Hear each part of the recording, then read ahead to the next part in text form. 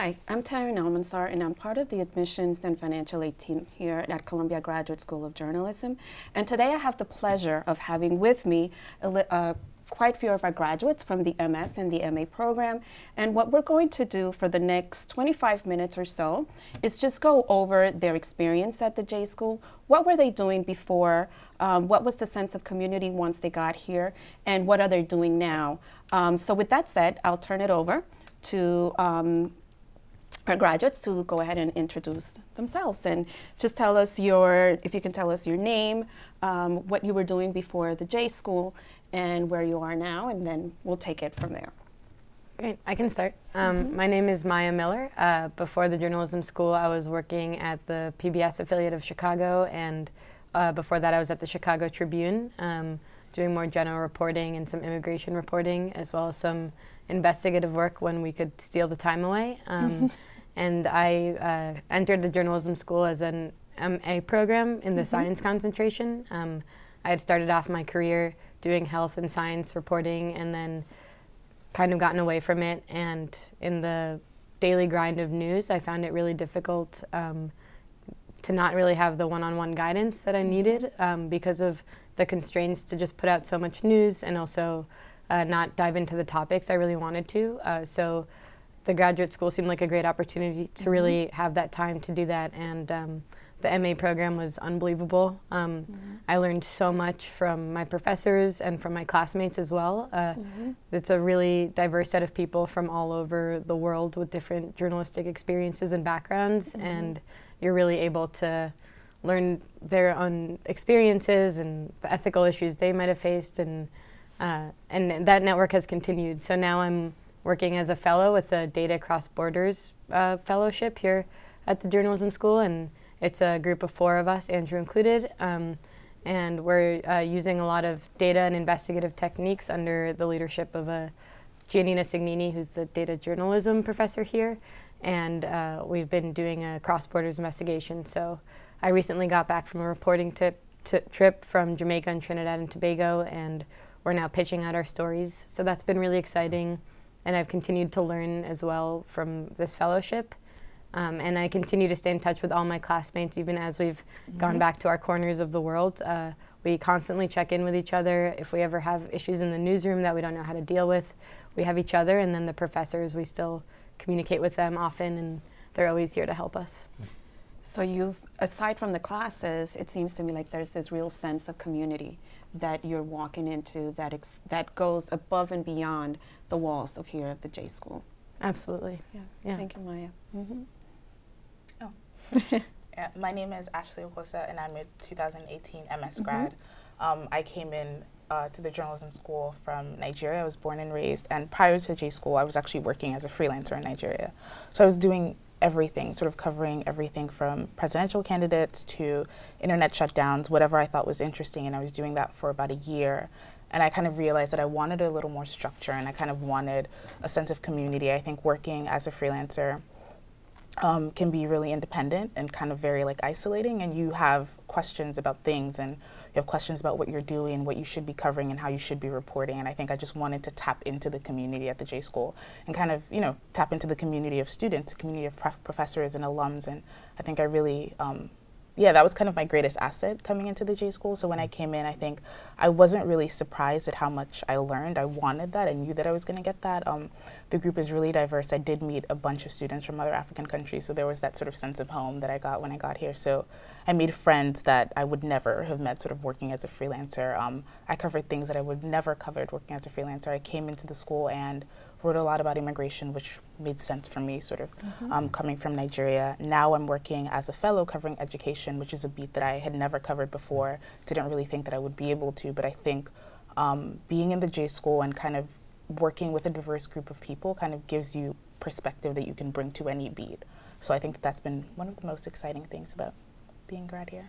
Okay, thank you. Yes. And just so you know, about 30% of our students are coming from abroad, our international students. And then about 1/3 in the MS program come in with some sort of journalism background and experience. So.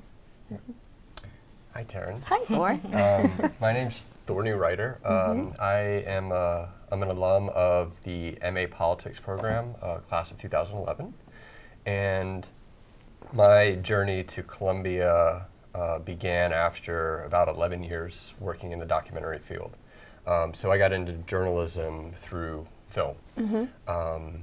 And through the years, I had worked with a number of frontline producers and alums of this school. And through the process, like I got to learn more and more about journalism. And it was something that always intrigued me to get a master's degree. And it seemed to make sense to do it in journalism. So I could stand toe-to-toe with my colleagues with a journalism degree and not just sort of argue like who's a better journalist, the filmmaker. They can go hand in hand. And I also have always wanted to get into teaching. And I knew that a journalism degree or a master's degree would help me achieve that goal. And teaching documentary production is something that really had a really strong pull for me. So I now get to do that here at the J School. And as the director of video, I get to teach with June Cross and Betsy West with our documentary program. And it's been thrilling. This is my second full-time class that I get to teach. And when I came here as a student, I really wanted to take a deep dive into politics. I had an interest in trying to understand better how our foreign policy affects other people in other countries. So that was the goal that I set out for, and working with Alexander Stilla and working with Tom Edsel, who was teaching then, they gave me and the rest of my classmates a really strong foundation and brought in wonderful journalists to really give us the tools to take on such big projects. And I eventually turned my master's thesis into a film, which I finished last year. So it's the Columbia Journalism School has defined a lot of who I am today, in 2018. So it has a long-lasting effect, even many years down the line. It does. I mean, one of my former bosses, she graduated from the J School in the early 90s, and she's here multiple times a year talking to the student body, and that's Rainey Aronson, the executive producer of Frontline. Yes. I see it how other people remain involved year after year, and now I know why. It's a community, and it's a very strong alumni, and alumni weekend's always. It's always very fun. successful. Right. Yes, and that is one of the great things I think of the journalism school. It never ceases to amaze me when I'm out on the road, and we set up our table, and some of you might have seen me there, and my colleagues, and we have alumni approach our tables, and they can be as recent as from a year, 2 years ago, but many of them from like 30, 40 years ago. And they still have the sense of commitment to the J School, and they still talk about how relevant the skill sets, and not the skill sets, but also the way that you think about the field and how you're able to stay relevant and be a pioneer and see what's coming down the pike. So that is one of the great things that I see as an observer of what the J School is able to do for our graduates. So completely get it. Yeah, we get to nerd out about journalism for 9 months, really intensively, and then it just continues forever for the rest of your life, with this network, and it's so fun. Because none of your friends after a while want to hear about FOIA requests or participate in FOIA Friday, which everyone should. You're a pioneer. Yeah, I'm trying. What is the FOIA? Yeah, so it's so nice to have people who actually are passionate about that and want to think about pushing the mold forward and how you storytell or how you construct stories, and it's so cool. Yes, just have them as a resource. Well, it also helps you learn so much. That's one of the things that I've really gotten after leaving, that I've gotten to learn so much from people who are doing other things, perhaps in other areas, and be it content knowledge or be it skills, especially since I was in the data concentration, there are always new technologies that are emerging in different places that sometimes help you with journalism, sometimes don't, or sometimes they can, but you haven't figured out quite how yet. And so that's been a really wonderful part of the experience of graduating from here, just having that network and continuing to learn even after I've left the university. Yeah, so my name is Andrew. my name is Andrew Calderon. Right. So I'm working with Maya and the cross-border data investigations team. We've been doing tons of work for the past 3 months. It's been really grueling. You know, she described her trip, which was, I hope we get to go into more detail because it was really exciting. And we were holding down the fort while she and another person in our team were away. And you know, we were just trying to do as much as we can in order to move the investigation forward. And the fellowship is actually a really wonderful opportunity that the school provides because it is a really concentrated program and it's a really short program. So the fact that we have this fellowship that lets us in this safe environment continue to learn, make mistakes without the high stakes of being with an employer is great. And so I kind of think of it as like a continuation of the master's degree. I feel the same way. Yeah, and and so just I guess a little bit about me, although it's not too interesting. I'm also going to say a word that is kind of dirty, but I was in marketing before I did this. Yeah, see, dirty word. And so so I was in marketing right before I came into this. I was doing some book editing, and then I realized that like I didn't want to sell my soul to the devil, so I decided to go into journalism instead. And focus on the data concentration, honestly, not because I had a background in data or in math, just because I thought that it was interesting and felt like it was where the cutting edge was and it would be easier for me to find jobs moving forward. And I've been lucky enough because of that decision, because of the support that people in the university have provided me, like the professors and the students, to be learning and getting more opportunities along the way in data. So I've been growing. And yeah, I mean, I think it was just a wonderful program. One note about the data program, it's actually changed substantially since I was in it, because before you didn't really get a lot of programming experience, whereas now you have a whole 3 months before the program officially starts to do some programming, and that's tremendous because it's not programming is not something that you have to be like a genius to be able to do. Most people can learn it. It just takes a lot of time and patience. But when you're doing that while doing your reporting class, while thinking about your thesis, while trying to find it's just too much. And so I think the fact that the program has been recalibrated to have those first 3 months where you're just doing coding puts you on a whole other level. Even just that puts you on a totally different level as a journalist.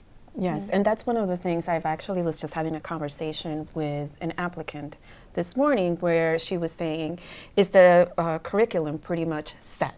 Is this it? Is it not going to change for the next 2 years or so? She's still trying to decide whether it makes sense for her to apply for the school now. You should apply. Yeah, whoever you are. Right, you won't regret it, but that's one of the things that I think the J School does a really good job about doing, and Thor, you're involved in that, and it's constantly evaluating if the classes, if the skills that are being imparted in the students, if it's still relevant, if there's anything that needs to be adjusted, or what are our students, or what's our field evolving to and what it's needed, down to safety. And whether you're covering, a war-torn area or you're going into a demonstration, what to think about, to the investigative skills, to what Andre just said, it makes more sense to recalibrate this program and offer this 3 months of data. Now that you've touched upon the program, I think we should take just a little step back. And if you can talk to me about your experience within the program itself. The MA, as most of you will know at this point, it's 9 months full-time. You're delving deep into a subject area, whether it's politics, sciences, the arts, and business, of course. How can I forget business? Business. Another dirty word. Another. It's actually quite interesting. We're going to have quite a few videos and webinars regarding business and politics, and it's just amazing. But anyway, stay tuned for that. If you can tell me a little bit about what your experience was like in the MA program itself, and then what it was like in the MS. You can touch upon your classes if you like, but just more of your actual experience in it. Seniority? Yeah, I know. That was smooth. I'm going to use that word. I want to think first. Over to you.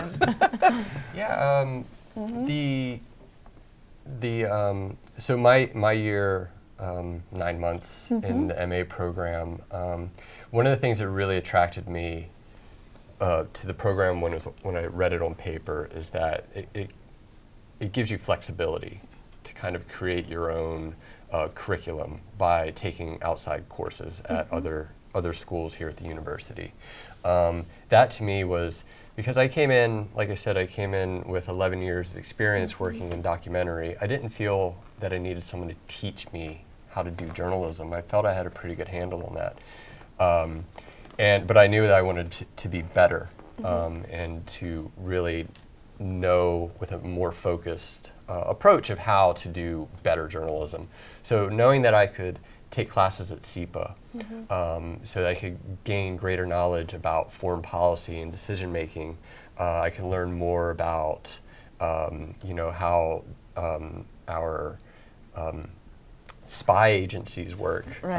So I knew that I could take that information because I like learning, and just having like a really solid foundation is what really attracted me to the program. And then in class, I didn't have much experience actually like writing an article, so we just dove right in and we were writing like in week 1, and that was very challenging. It was very exciting, and it was a very community feeling. So I mean, we would get a tremendous amount of feedback from our instructors, but we would also workshop amongst ourselves. So like one of my classmates would line edit my piece and I would line edit her piece, and it was a very good learning experience. And then, outside of the classroom, whether it was here in our seminars or over in SEPA, I spent my days, I treated it like a full-time job because that was what I knew. Like my academic years were well behind me.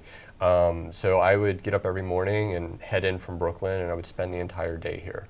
And I felt that that was a really great way to connect with the MS students. Because they're greatly outnumbered. There's like 40 MA students annually, and there's about 200 MS students. So it gave me the opportunity to really get to know my fellow Columbia students, and I'm still friends with many of those people today. And despite them being in the city or being in another state or being on another continent, so that was sort of the day-to-day, and I mean, it's a beautiful campus. It is. It's quite gorgeous. This is a shot of outside the J School. Great, thank you. So I went into the MA Science concentration, and just logistically, it's Tuesdays and Thursdays seminars, like 3 hours each with one professor, and the professors are amazing.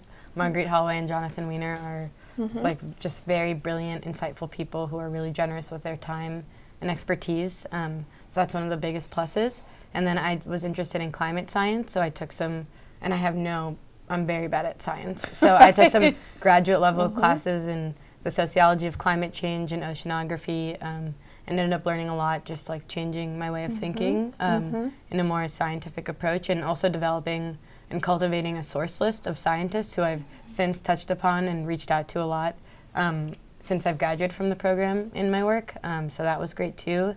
And then in terms of other skills, I came in really wanting to learn podcasting and wanting to develop data skills, even though it wasn't necessarily like built into the MA program. And there were opportunities for that. There was an audio workshop that I did, and it was over the course of 4 weeks, once a week, with this awesome podcast guy from WNYC, and you developed your own podcast, which then if you want to pitch out things afterward, you can use as a clip like, hey, this is my podcasting experience. I had some friends who were interested in developing their video skills more, so they use their thesis as an opportunity to integrate video. So they filmed throughout their theses projects and got guidance, I think, from Thor, maybe one of them or two of them. And we're really, really happy with that. So, and then also throughout the program, something you had mentioned earlier was safety with journalism. So I ended up going to Bangladesh to do some reporting for my thesis, and I was really concerned about safety. I was there for 3 weeks and didn't know the country, didn't speak the language, I didn't have a fixer, but the school ended up providing a lot of resources for me to tap into, talked me through like best practices of safety, and then also because of a few students who voiced their concerns about safety, they ended up putting together a self-defense class that I think they now offer like once a semester. So if you're looking for something and it's not yet offered, the administration is really receptive to including that in the program or making it part of your time here, because they know how much students are giving in order to be here and want to respect that and are really good at doing so by offering students what they want. Yeah, and it's been amazing. It's opened a lot of doors. I learned data skills through the Brown Institute that they host transparency series once a month and invite anyone in the school to participate. So I learned how to do like VR videos with the New York Times, and Andrew's been really generous and he's helped me learn some data skills over the fellowship. So it's just like that kind of environment of no matter what you're looking for, someone knows how to do it in this building, and you can email them and they will help you. So the MA program was great, not just because of the like level of academic backing that you get for your subject matter and the source list you develop and narrative writing tools, but also because of everything else that the school offers. Yeah. Well, and I wanted to add one more piece to that, which is that in addition to what you get in the building, there are also lots of opportunities outside. So like when I came to the school, I saw it as a dream come true, because I grew up in New York City and my family moved here 30 years ago from Columbia, and I would like go and sit on the steps of the library, like you know, trying to pretend that I was a student. So when I applied to this school, it was a dream come true, and I was like, I'm going to take advantage of these 10 months because it's only 10 months and I don't know when I'll be back. So there are tons of seminars you can go to outside. You can reach out to professors in the Columbia community that tend to be pretty receptive. They probably will end up becoming sources for your stories as well. There are also institutes or clinics within each of the departments that are designed to help in different ways. Like there's the Data Institute. And they can also be places to find stories. Like if you just strike up a conversation, ask about what they're doing, they might have some community-oriented project, and that can be a place for source gathering as well. And so it's hard because you know, we're making everything sound really easy, but the program is also really intense and it's time consuming, and you'll see people as the months go by, they start to kind of fall apart. There's no more makeup and people stop washing their clothes as much as they usually, but at the same time, I think the overall sense is like, we're falling apart, but it's worth it. And one of those things that you should try to squeeze in is, if you can, is going outside of the walls of the Columbia Journalism School. Yeah, that's a very good point. The fact that we are within this umbrella of Columbia University, where we have, I think it's 17 schools that are within that umbrella and affiliated with Columbia. So as you've said, that is a resource that you have where you can find the experts in whatever subject area it is that you're interested in. The experts in whatever subject area that you're interested in pursuing. So with that, I'll turn it to you, Ashley. I think for me, with the MS program, I think everyone comes into the MS program with like varying degrees of like reporting experience, which I think is interesting. Yes. And I remember talking to an alum when I was considering coming to the school. I was like, you know, so what do you really like learn at the journalism school? And she's like, you learn how to report. And I was like, okay, like, you know, no, but I think that's really true, and I think detractors of journalism schools in general will say, like, you know, like you can't be taught reporting. You kind of have to, like, you know, just go to a newsroom and do it. And I don't really think that's true. I think that you kind of learn what it really means to like report, what it really means to verify your information, what it really means to give context to a story, what it means to find a story. I think those are things that like you can learn it if like, you know, you're like a general assignment reporter at the New York Times or you find a job somewhere, but I think like getting to do that in such a safe space with different students and with professors that have years of experience and are kind of willing to talk to you one-on-one and walk you through the process. I think reporting is a very like important thing, but it's also very scary, even if whether you know how to do it, whether you don't know how to do it. So I think that's something that is really, really important. So I think that the journalism school offers that. Yeah, and I think that was my main takeaway from the journalism school. I think reporting is something you keep on learning for the rest of your life, but having that foundation and having that confidence and sort of being able to find a story and report out a story, I think that's really like that's worth more than I think anything. So, well, and if I may just elevate one of the points, like, you know, the criticism of like you don't need to go to journalism school to get into the job, that assumes that everyone has equal access to the industry, and it's just not the case. And there are lots of different reasons for that, and I think one of them is an educational barrier. And I applied to jobs in journalism before coming to the school, and I don't even think people looked at my resume. Like and of course, I looked at it. And you were like, no, marketing. No, but, and I mean, and of course, I can't speak to all newsrooms, right? Because each newsroom has their own culture and their own priorities, but I definitely think that having the degree gives you a certain access, a certain cachet for sure. that you wouldn't get otherwise, and that's a part of the investment. And built into that is the network, right? Because then you get connections to people who already have a foot in the door, maybe a reputation, and they can potentially help you not necessarily get a job, but at least make a conversation with someone who might be able to take an interest in you or in your stories.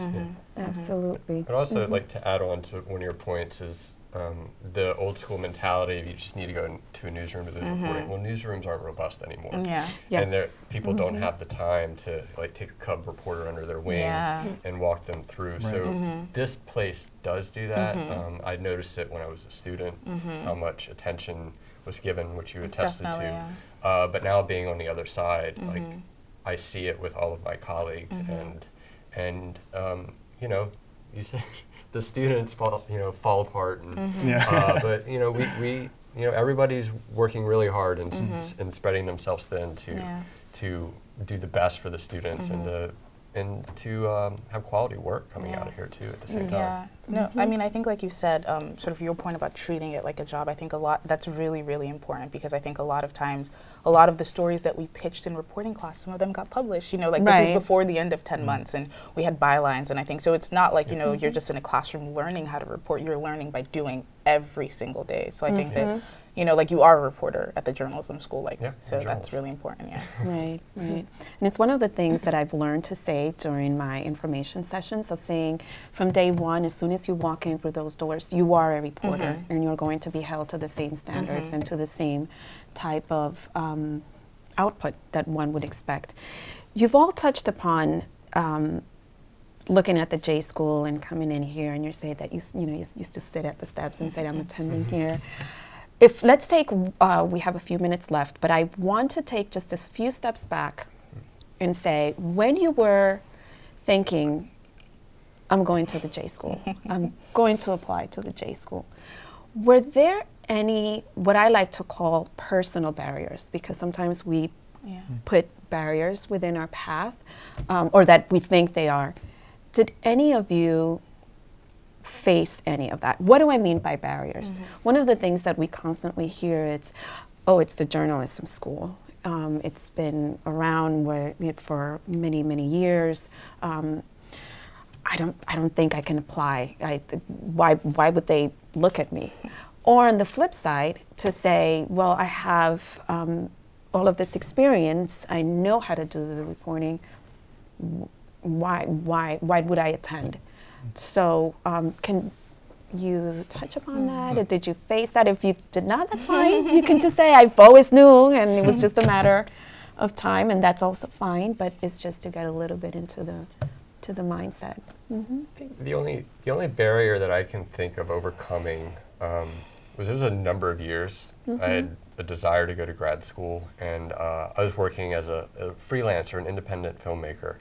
And so you'd work on a job, on a film, and it'd be 9 to 16 months. And so like the job ends, it's like, what am I gonna do now? It's like, grad school, let's look at grad school. It's like, oh, the deadline was last month, or last week. So it's like, forget about that, because then you have to find a new job. So I had one of those moments, and yeah, I had like 5 weeks. It was like a tremendous amount of time to plan for it too. Right. So I think just timing. So if somebody really wants to apply and come here, that just make sure you have your timing. Put it on your calendar.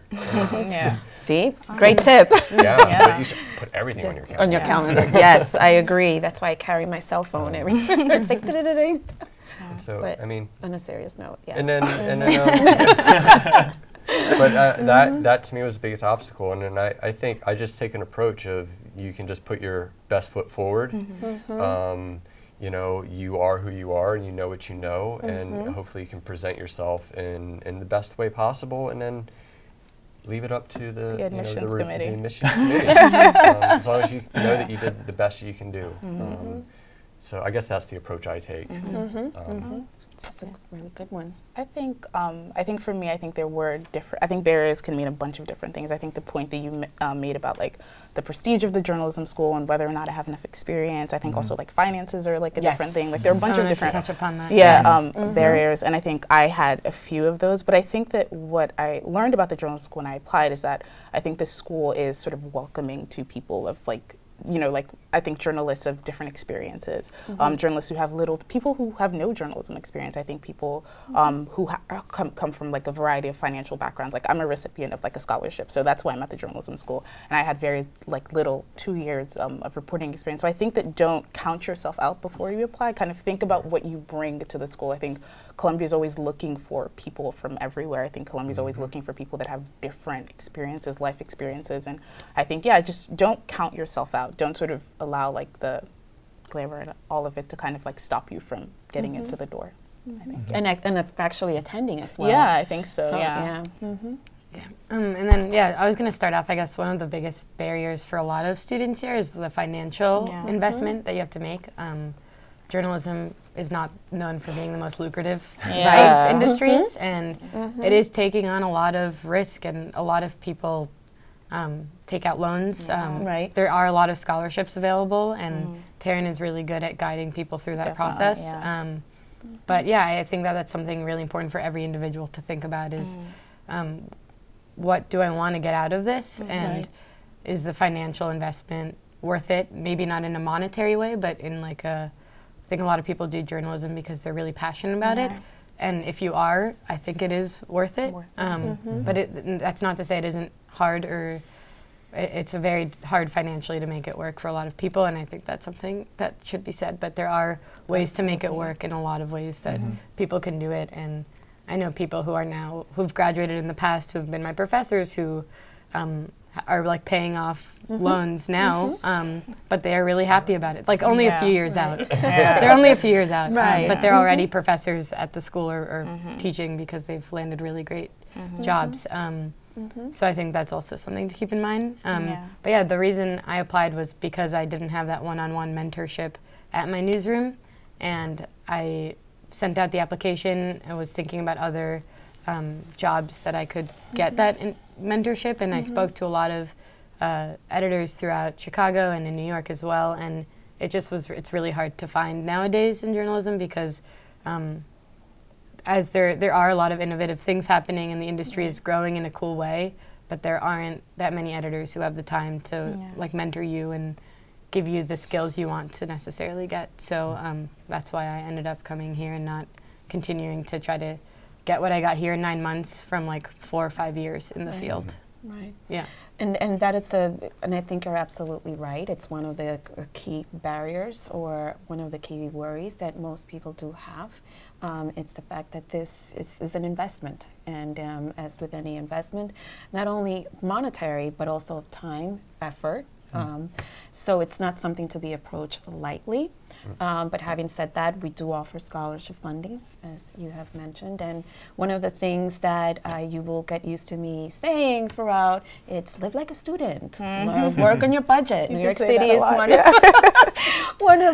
New York City is one of the most expensive cities in the world. Pay attention to what you're spending your funds in. Don't buy $4 coffee. Don't buy. Oh, you remember that? Yes, I always use the example of the $5 coffee, which I'm guilty as charged. I said I love this particular coffee. I'm gonna get it just during the work week because I deserve the cup of coffee at 2 o'clock. And it's $5, and I'm like, oh, it's only $5. But if you multiply that 5 times 5. And you drink a lot of coffee at the journalism school. And you drink a lot of coffee, so I'm like, bring it in, and that's going to be about $100. That's not so bad a month. Multiply that by 10, that's $1,000 for a cup of coffee.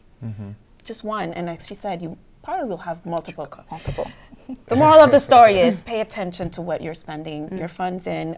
Think about this investment that you will be making in your career, that you will be making in yourself, again, of time and efforts. If you are attending the program as a full-timer, as you can see from what all you have shared, you will not be able to work.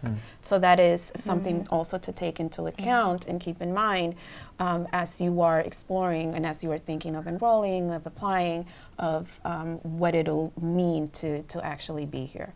We can spend hours talking about this.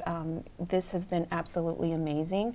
I am going to put all of you on the spot and say we're going to have a follow-up video, hopefully, so that we can continue to chat. But before, go ahead. I have to check my calendar.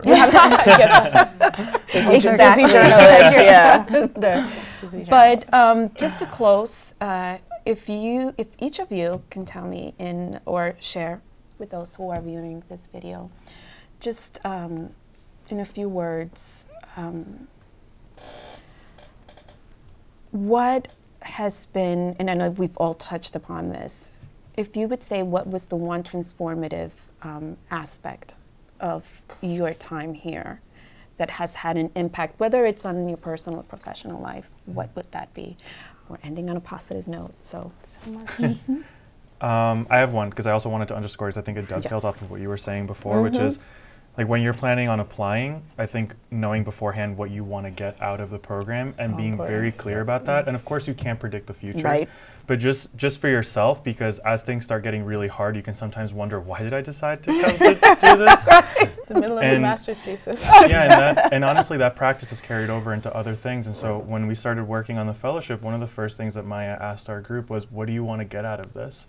And it's been a question we've asked ourselves over and over at different points, usually when things start getting a little rough, because you need that extra inspiration. So it's a squishy point, but I think it's an important one, because sometimes you need that motivation. So asking yourself, why am I doing this, and what do I want to get out of it?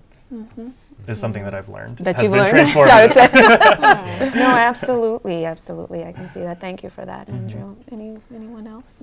As I said, one of my goals to go to grad school was to teach, and what I found very rewarding was how open people were to help if you asked for it. So the former dean of students, Sri Srinivasan, he would sit in the vestibule center with his office hours. He had a little sign, I remember that, and a little, like a bowl of candy, just so you know, like you could go and talk to him. So I went over and talked to him, and I said, Sri, I want to teach when I leave here eventually.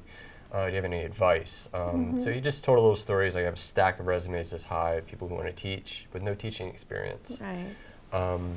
So he said to me, let's get you some teaching experience while you're here. And so I did sort of a nerdy thing. I did video coaching with my fellow classmates. So I sat and I had like office hours, and I gave people advice or helped them with editing, since I had that skill, and it was something I could put on my resume.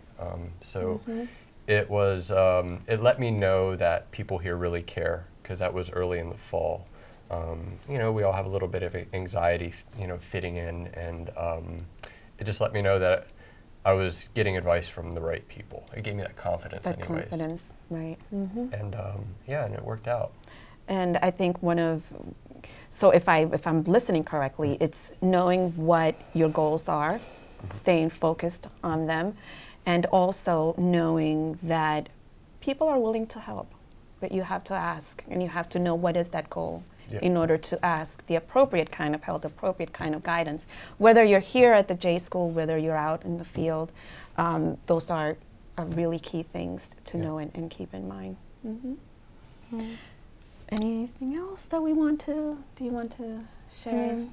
I don't know, 10 months, and I don't know, summing up into. Still blur. Yeah, I know, and I don't know if this is sort of personal advice or journalism advice, but I think just to touch on what Andrew said, I remember Professor, this was like in an investigative journalism class, and he had talked about, at the end of the class we had to write a memo about like a story that how we would report it, and how we'd go about sort of reporting and writing this story, and he talked about like the biggest possible story you can write and the smallest possible story you can write. And I don't know, and after what you said, I think that just kind of like struck a chord with me. I think like journalism is a personal endeavor, it's a civic endeavor, and I think when you kind of think about how to do the work and the impact, I think just thinking about the biggest possible thing that you can produce and what impact it'll have, and also like the smallest possible thing that you can produce and what impact that'll have. And I don't know, I think thinking about journalism in that way has kind of helped just even post the J School. That's a good point. Yeah, I echo what everyone else has said. I also went to see Creed 2 this weekend. The boxing movie, and during that movie, I've been talking about it nonstop with him. It's wonderful. So plugging Creed 2 here. It is a We're not getting paid. It is a good movie, yeah. But yeah, no, during the movie, Creed has Rocky coaching him. Yes. And I feel like I've gotten a bunch of Rockies Oh, out of this that's a experience. great one. Because I felt that way one. after I left the movie. I was like, first of all, very excited and wanted to sign up for boxing classes, which I'm not sure I'm going to do, but also just like so thankful to have people who believe in you, even in times when, like as we all know, in journalism you face rejection a lot. And when you face that rejection, being able to turn to your Rockies and being like, hey, I'm feeling a little bit down, and then they train you and like help you get back up. I think that's something that I've taken from this that I'm so grateful for. Yeah, absolutely. It's a really great point. That is a really great point. That it's all of you have shared so much wonderful information. With that, we're going to say goodbye. Well, not goodbye, until later. See you later. So see you later. Needless to say, the admissions office is here to answer any questions, to guide you, to put you in contact with wonderful graduates and alums. And with that, thank you. And feel free to reach out to us with any questions. I always like to end these, my counseling or sessions with saying asking saves a lot of guessing work. Yeah. So thank you, and hopefully we'll see you here at the J School, and then you can corner us and say, I watched that video. So thank you.